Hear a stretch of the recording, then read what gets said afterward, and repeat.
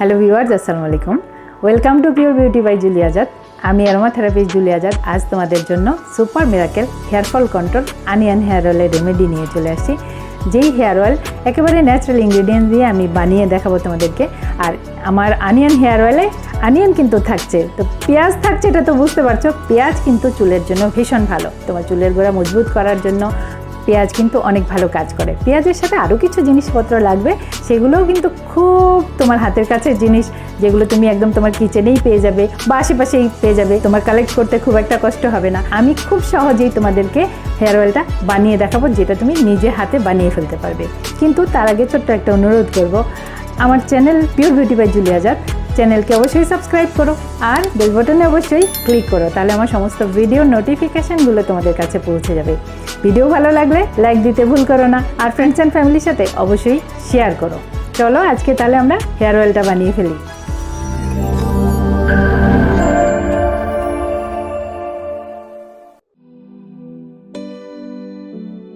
যেহেতু onion oil বানাচ্ছি, প্রথম যে জিনিসটা লাগবে সেটা হলো অনিয়ন।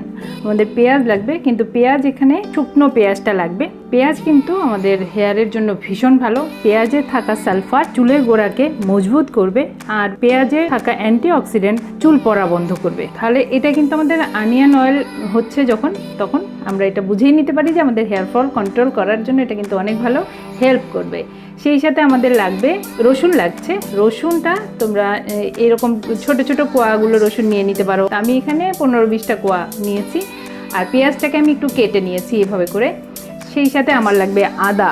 আদা তোমার হেয়ার রুটকে অ্যাক্টিভ করবে, তো হেয়ার ফল কন্ট্রোল করার জন্য আদাটা কিন্তু খুব জরুরি। আর এখানে আরেকটা জিনিস, হার্বাল জিনিস যেটা ভীষণ জরুরি, এটা কি জানো? পেয়ারা পাতা। পেয়ারা পাতাতে ভীষণ ভীষণ ভালো ভিটামিন সি থাকে, এবং পেয়ারা পাতা চুলের জন্য কিন্তু খুবই ভালো।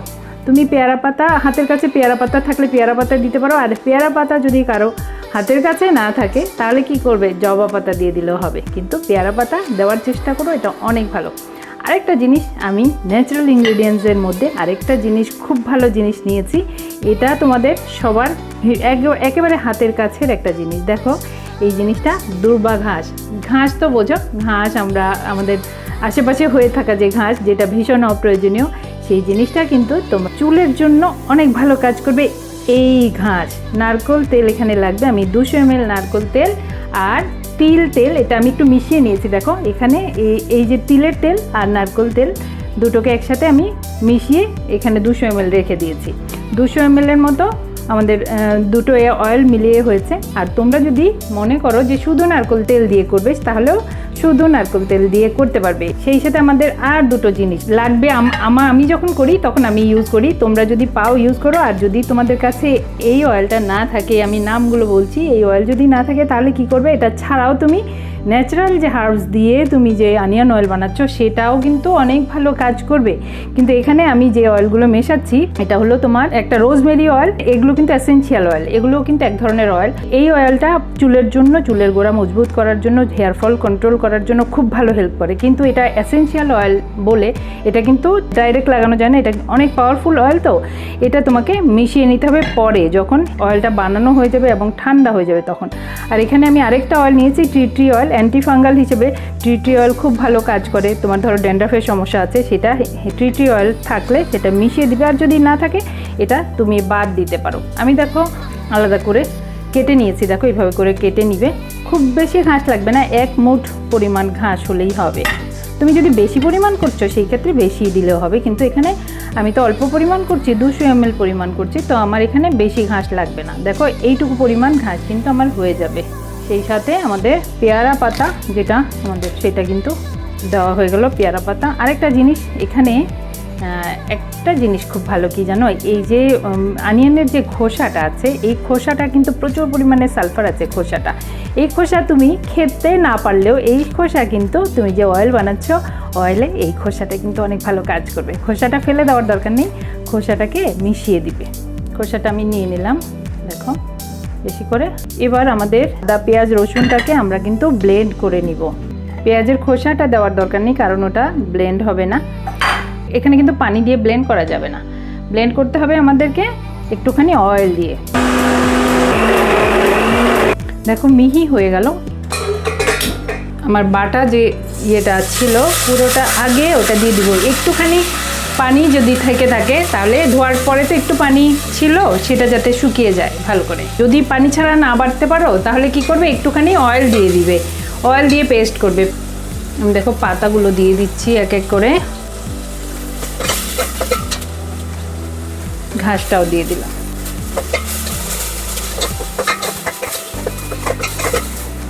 দেখো যেটুকু পানি ছিল, ঘাসেও তো একটু পানি ছিল, সবটা পানি একটু শুকিয়ে যাবে।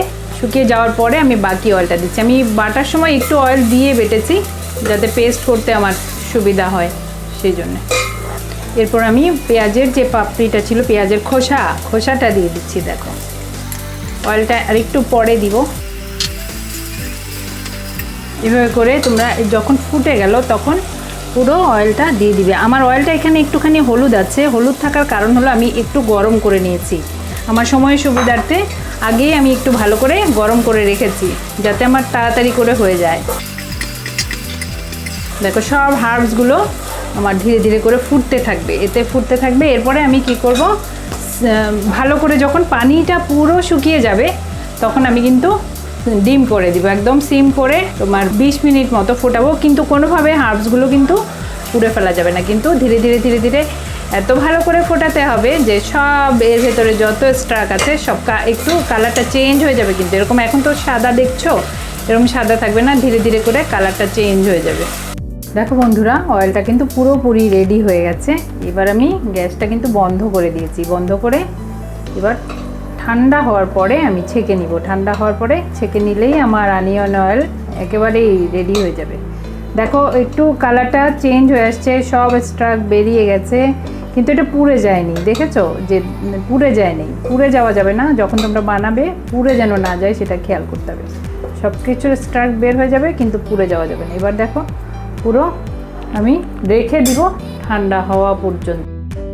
দেখো বন্ধুরা আমার হেয়ার অয়েল কিন্তু তৈরি, অনিয়ন হেয়ার অয়েল, যেটা তোমার হেয়ার ফল কন্ট্রোল করার জন্য ভীষণ ভালো কাজ করবে, হেয়ারকে মজবুত করবে এবং চুলের আসলে যত্ন নিবে। যত্ন নেওয়ার জন্যেই তো এত কিছু করা। একেবারেই ন্যাচারাল জিনিস দিয়ে আমি বানিয়ে দিয়েছি, খুব সহজভাবেই বানিয়েছি।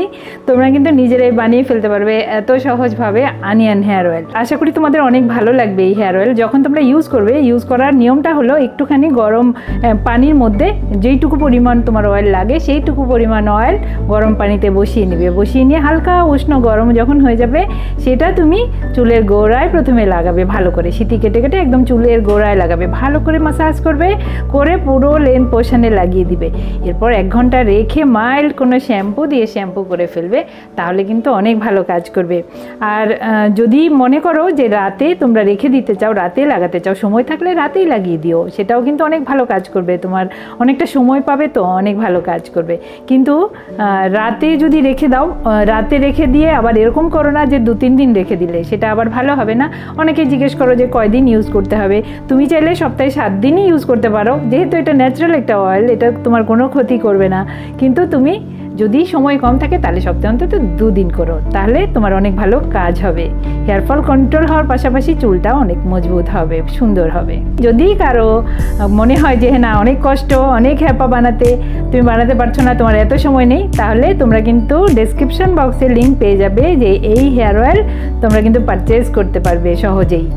বন্ধুরা কেমন লাগলো তোমাদের আমার super miracle onion hair oil? যদি ভালো লাগে ইউজ করে, যদি তোমার কাজ হয়, যদি তোমার হেয়ার ফল কন্ট্রোল হয়, তাহলে কমেন্টের মাধ্যমে জানিও, আমার খুব ভালো লাগবে।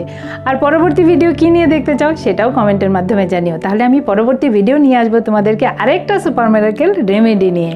ভালো থেকো বন্ধুরা, অনেক ভালো থেকো। Love you all, thanks for watching, tata.